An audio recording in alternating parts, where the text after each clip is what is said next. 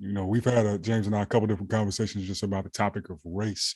Because at least I feel that these days, a lot of times conversations around race get very charged or very polarized, and they're not able to be had in more of a leisurely fashion, more of a level-headed fashion, not really trying to paint one side as a victim, one side as an Yeah. aggressor.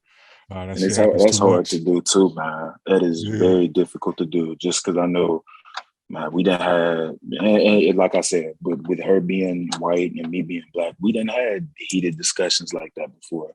Where it was like, okay, like who was right, who was wrong in this situation. Uh, with shoot, because we'd be not everybody went through 2020, man. We was Mm-hmm. all seeing those Black Lives Matter protests and everything like that. So it was just like, okay, like like those conversations were definitely going to be had between me and her, just because I want to, I'm curious of how you think, and she's curious of how I think.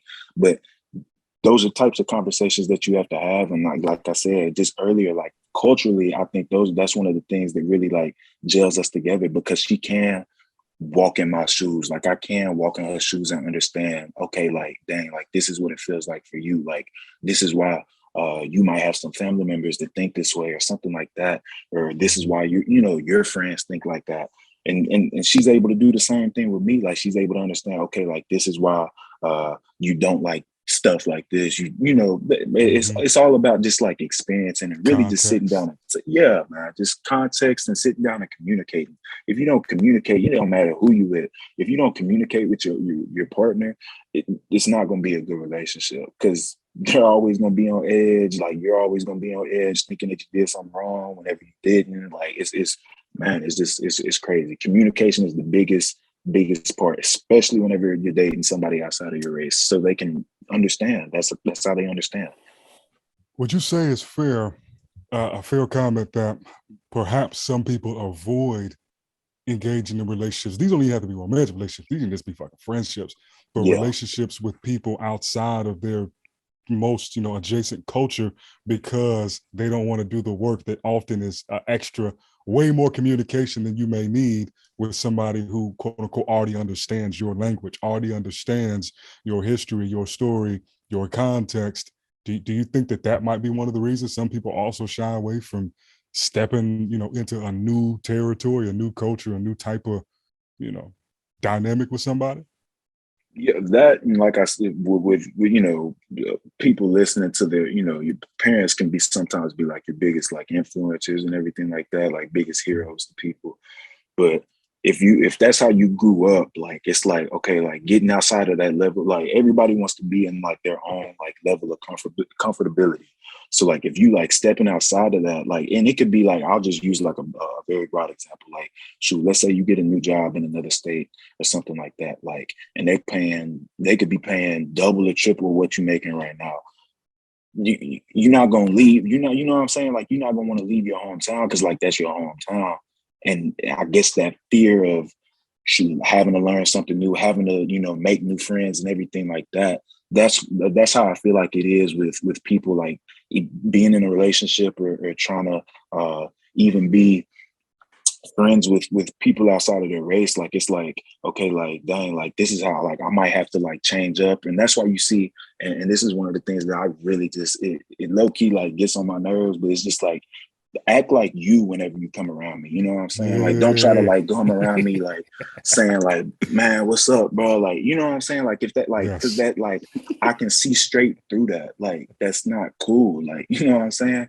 Act like Yeah. yourself. I would respect you more if you just acted like yourself. Like, shoot, if you come up and you don't want to give me a dap or nothing like that, like Mm-hmm. if you give out fist bumps, bro, give out fist bumps. Like that's Yeah. cool with me. Like I can adapt. You know what I'm saying? Yeah. Like that's fine with me. I like genuine people. It don't matter what color, nothing like that. Like I just like genuine people that come around me and like don't try to act like anything that you're not. Because shoot, I'm telling you, people can see straight through that. I don't know how it is with you and James, but I'm telling you, I can read straight through that every single time. If you try to come up and act like, oh man, like what's up, bro? Like yeah, like to just start speaking that lingo, it don't even like it Yeah. don't flow right. It don't even like you look goofy, you look silly trying to do that. So don't do it. Just act like yourself, man. For real. Yeah. No, And that goes both ways too. no, That goes absolutely. both ways.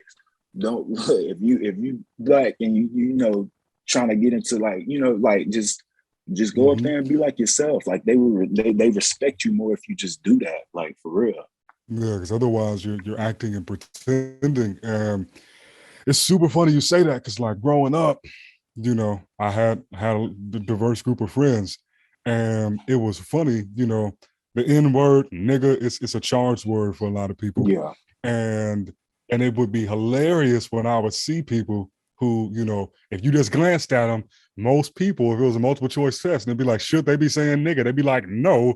But when people like that would say the word and I'd be around, and I would just notice who they would say it around and who they wouldn't, Yeah. because I would never pop somebody out to be like, look, it's about energy. It's about, what's the intent behind whatever you communicate. You can call me, I literally, my mom showed me a paper from like third or fourth grade. Somebody called me vampire, and I was chasing after them to beat their ass because it was disrespectful, apparently.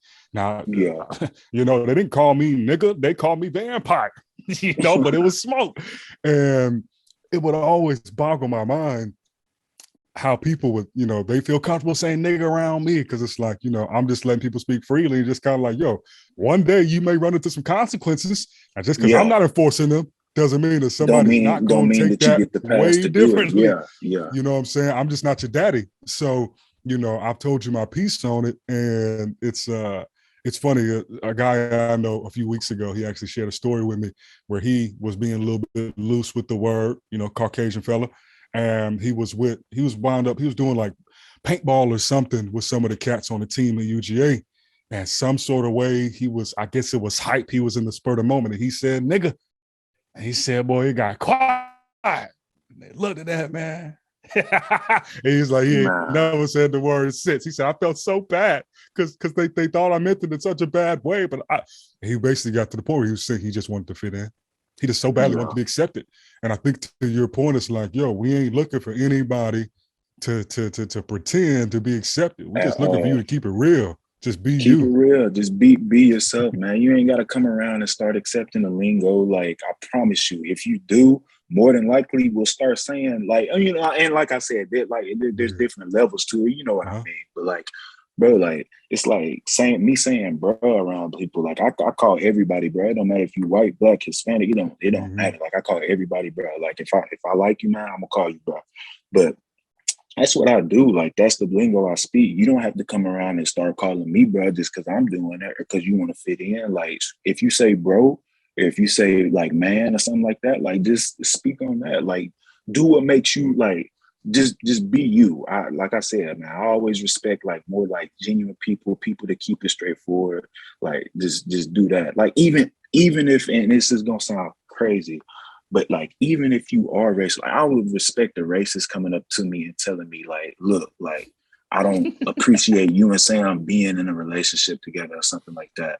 Like that's fine. Like I understand. Look, okay, like I can only be with you on this level to this certain extent, but outside of like, walking past you down the street or something like that, like I can't freak with you just because like you don't even respect me as a man to be enough to be with Sam. So it's like, okay, look, I would rather I respect you for coming up to me and saying that rather than people coming up to my face and then being blase some type of way and then going back to their home and then they talking behind social media or something like that.